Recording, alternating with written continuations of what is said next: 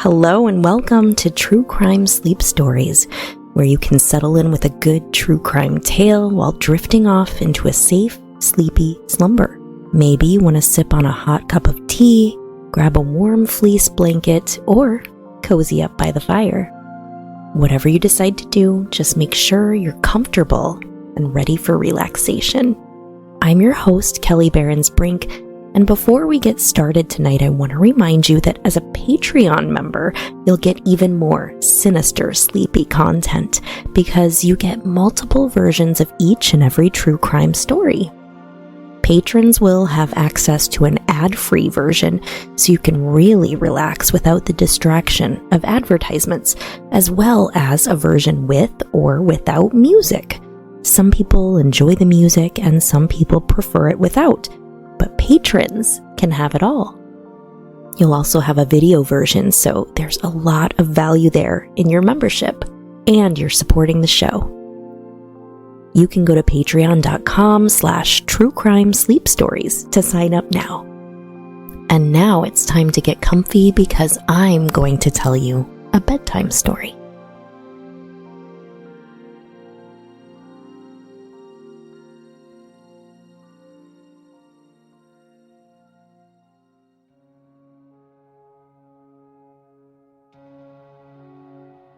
The Hinterkaifek Murders occurred on the evening of March 31st, 1922, when 6 inhabitants of a small Bavarian farmstead located approximately 70 kilometers or 43 miles north of Munich, Germany, were murdered by an unknown assailant. The 6 victims were Andreas Gruber, age 63, Kazilia Gruber, age 72, their widowed daughter, Victoria Gabriel, age 35, Victoria's children, Kazilia, aged 7, and Joseph, age 2, and the newest maid, Maria Baumgartner, age 44. They were all found struck dead. The perpetrator or perpetrators lived with the 6 corpses of their victims for 3 days. The murders are considered to be one of the most gruesome and puzzling unsolved crimes in German history. 4 of the dead bodies were stacked up in the barn, the victims having been lured there one by one. Prior to the incident, the family and their previous maid reported hearing strange sounds coming from the attic, which led that maid to be so scared of the house that she quit her job and left. The case remains unsolved to this day. Strange things began to occur in and around Hinterkaifeck sometime shortly before the attack. 6 months prior to the attack, the family maid had quit. It had been widely claimed that her reason for leaving was that she heard strange sounds in the attic and believed that the house was haunted. Andreas Gruber found a strange newspaper from Munich on the property in March of 1922. He couldn't remember buying it and initially believed that the postman had lost the newspaper. That was not the case, however, as no one in the vicinity subscribed to that paper. Just days before the murders, Gruber told neighbors he discovered tracks in the fresh snow that led from the forest to a broken door in the farm's machine room. The tracks led in, but there were no tracks leading out. Was someone hiding and waiting for them? Later during the night, they heard footsteps in the attic, but Gruber found no one when he searched the building. Although he told several people about these alleged observations, he refused to accept help, and the details went unreported to the police.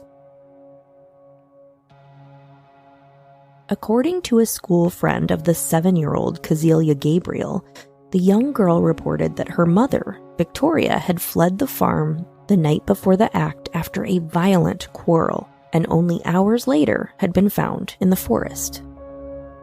On the afternoon of March 31st, 1922, a Friday, the new maid, Maria Baumgartner, arrived at the farm.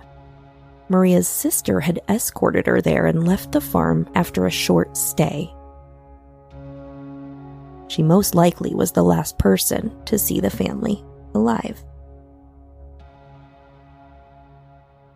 It appears that in the late evening, Victoria Gabriel, her 7-year-old daughter Kazilia, and her parents Andreas and Kazilia were lured to the family barn through the stable, where they were murdered one at a time.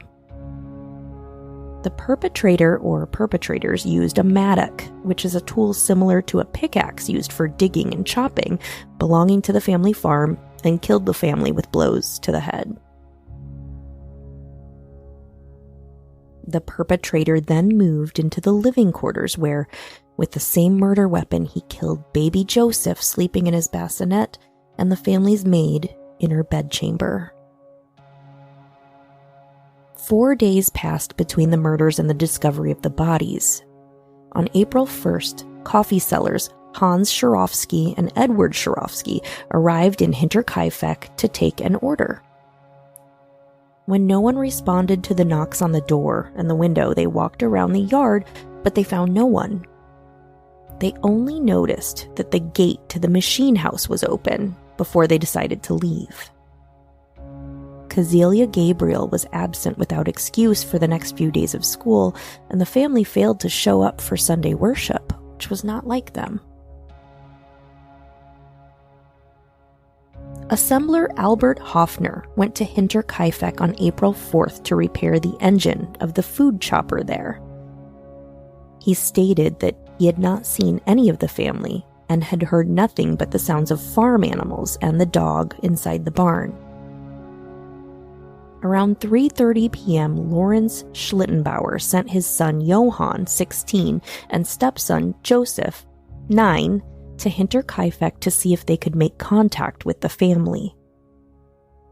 When they reported that they had not seen anyone, Schlittenbauer headed to the farm the same day with Michael Pohl and Jacob Siegel. Entering the barn, they found the bodies of Andreas Gruber and his wife Kazilia Gruber, his daughter Victoria Gabriel, and his granddaughter Kazilia murdered in the barn. Shortly after that, they found the chambermaid Maria Baumgardner and the youngest family member, Victoria's son Joseph, murdered in the home. Initial investigations began, but they were hampered by the number of people who had interacted with the crime scene, moved bodies and items around, and even cooked and eaten meals in the kitchen. The day after the discovery of the bodies, a court physician performed the autopsies in the barn. It was established that a mattock was most likely the murder weapon, though the weapon itself was not found at the scene. Evidence showed that the younger girl, Kazilia, had been alive for several hours after the assault. She had torn her hair out in tufts while lying in the straw. The skulls of the victims were removed and sent to Munich, where they were further examined. The police first suspected the motive to be robbery, and they interrogated traveling craftsmen, vagrants, and several inhabitants from the surrounding villages. But when a large amount of money was found still in the house, they abandoned that theory. It was clear that the perpetrator had remained at the farm for several days after the murder. Someone had fed the cattle, eaten the entire supply of bread from the kitchen, and had recently cut meat from the pantry. With no clear motive to be gleaned from the crime scene, the police began to formulate a list of suspects.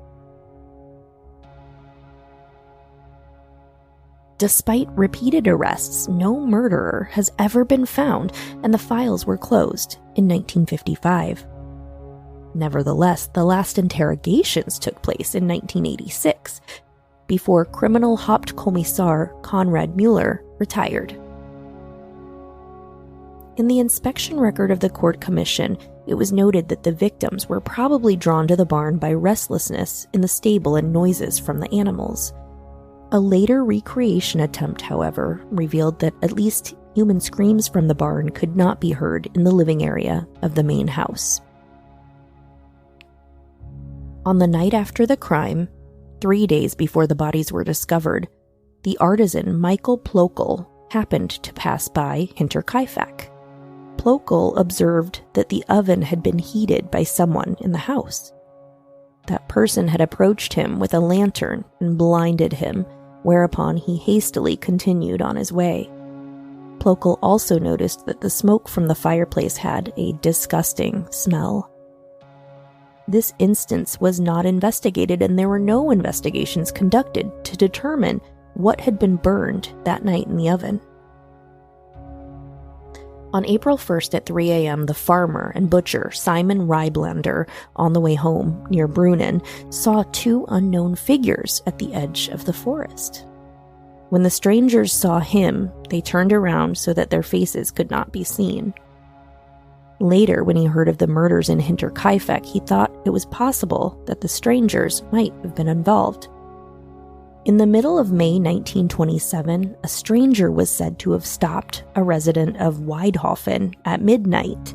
He asked him questions about the murder and then shouted that he was the murderer before he ran into the woods. The stranger was never identified. The suspect list over the years has been extensive.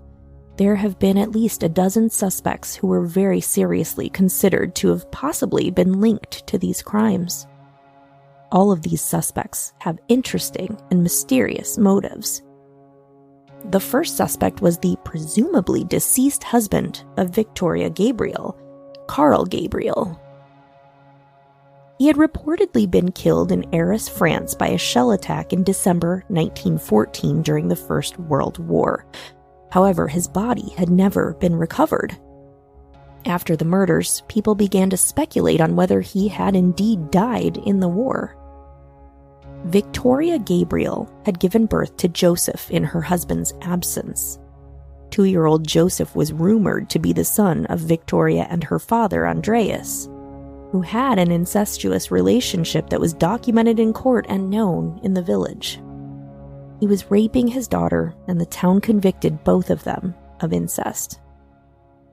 After the end of the Second World War, war captives from the Schrobenhausen region, who were released prematurely from Soviet captivity, claimed that they had been sent home by a German-speaking Soviet officer who claimed to be the murderer of Hinterkaifeck.